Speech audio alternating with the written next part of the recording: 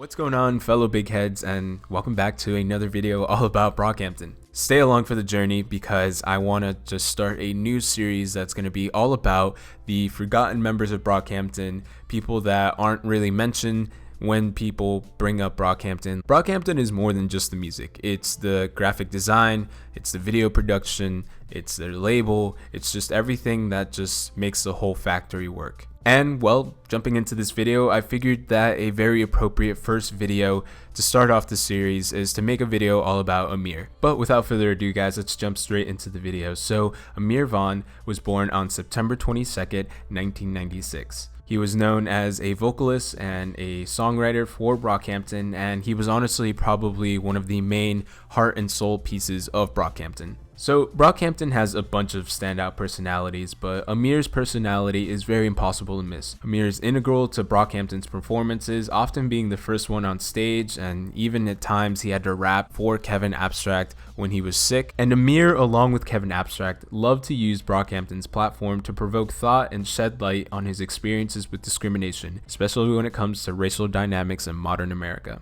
Some fun facts about Ameer: his very first vinyl was Eminem's Encore, and he used to work at a slaughterhouse prior to, well, Brockhampton taking off. Through both his family and the Woodlands community, Ameer was exposed to racism, addiction, and drugs very early on in his life, both serving as major sources of inspiration in his music. So how exactly did Ameer get to join Brockhampton? Well, first of all, Ameer actually never planned on being a musician or a rapper. In fact, his original plans were to be a petroleum or mechanical engineer, but everything changed at the age of 15 when he randomly got selected for a leadership class in high school. In that class, he would actually meet his best friend and greatest inspiration, Kevin Abstract.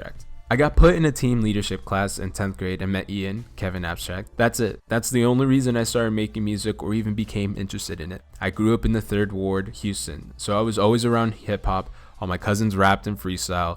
I never thought about being a rapper until I got put in that class with Ian. A computer algorithm decided the course of my future, and I couldn't be happier. From then on, Ameer pretty much matched his path with Kevin's, including serving as a founding member for Alive Since Forever and essentially just Brockhampton. The best memory I've had with all these guys was when we first went to Corpus Christi, Texas for a show. I was 14 or 15 years old, and that's when I met Dom and Romeo and kind of everyone that's in the group right now. It was memorable because I had never really left Houston by myself before, and we all drove down there and stayed in this house with our friends, and it was kind of a party. Among many things, Ameer is known for his willingness to take on racism and injustice through his music. On striking verses from Saturation's 2-track Fight, Ameer draws the connection between casual racism in the classroom and police brutality. Ameer is also the only member in Brockhampton that speaks about religion in any context. Ameer is a Christian and even spoke about the Bible's significance to him in an interview with Vice. But who is Ameer in Brockhampton's music? Well, Ameer has a distinctive sound and voice that to many listeners is honestly another piece of Brockhampton's backbone,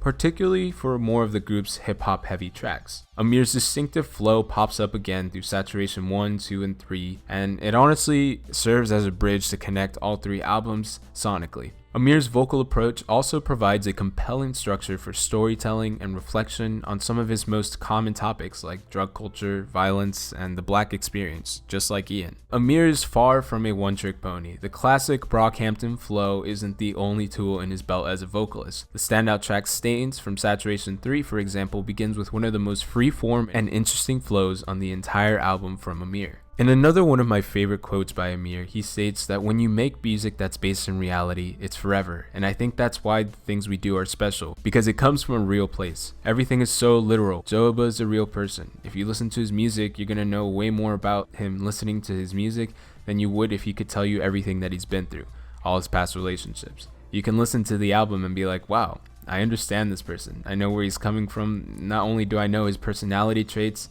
I know what's going on in his head, what's going on in his heart. But going on to Ameer's solo music a little bit more, his solo work is pretty excellent, but unfortunately it's still pretty limited. In his individual projects, we see more of a thoughtful and introspective version in Ameer than the hard-edged version in most of Brockhampton's music. Of course, he hasn't created any music since the group made their pact to remain exclusive and blow up together before setting their sights on the Saturation trilogy in early 2017. In another awesome quote by Ameer, he states, "Making music without direction or making anything without direction is dangerous. It's dangerous for your creativity because you don't grow.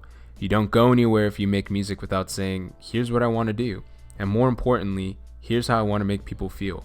And if you can't figure out those few things, then you probably aren't making the best of your creativity. Ameer has perhaps the most recognizable voice in all of Brockhampton, with the exception of Merlin Wood, and Ameer's deep, velvety vocal style is reminiscent of the smooth rapping styles of like 50 Cent, MF Doom, Tyler the Creator, and honestly Frank Ocean to an extent. And even though Brockhampton pulls inspiration from a variety of music sources, Ameer's top influences are definitely deeply rooted within hip-hop. His major influences include Tyler the Creator, Kanye West, and obviously Kevin Abstract. But some other influences that Ameer has talked about in the past are King Krule, Earl Sweatshirt, Frank Ocean, Eminem, Radiohead, and Bad Bad Not Good. On the topic of whether or not Ameer has potential for a solo career, it's more than obvious that he definitely does. Ameer served a very important role in Brockhampton. Collectively, I think that Brockhampton did a really good job at being a group that brought about a lot of social awareness. But like I mentioned before, Ameer did an especially good job at just talking about racial issues, at bringing up the hard topics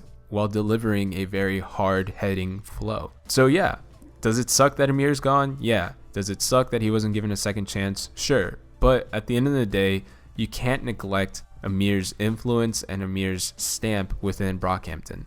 It wouldn't be fair to discredit Ameer for the role that he played in the beginning of Brockhampton's career. But let me know down in the comments, guys, is there something that I missed about Ameer, or is there something that you personally know about him that you'd like to share? Drop it down in the comments. Not only that, but what is your favorite Ameer verse from the Saturation trilogy? Let me know down in the comments. And do you personally think that Ameer has potential for a solo career? Thank you guys so much for watching. I think I'm going to dive into the Brockhampton graphic design team in the next video, so keep an eye out for that video. Make sure to like this video, subscribe to the channel. We have a lot more content coming out soon, and thank you guys for being here in the beginning.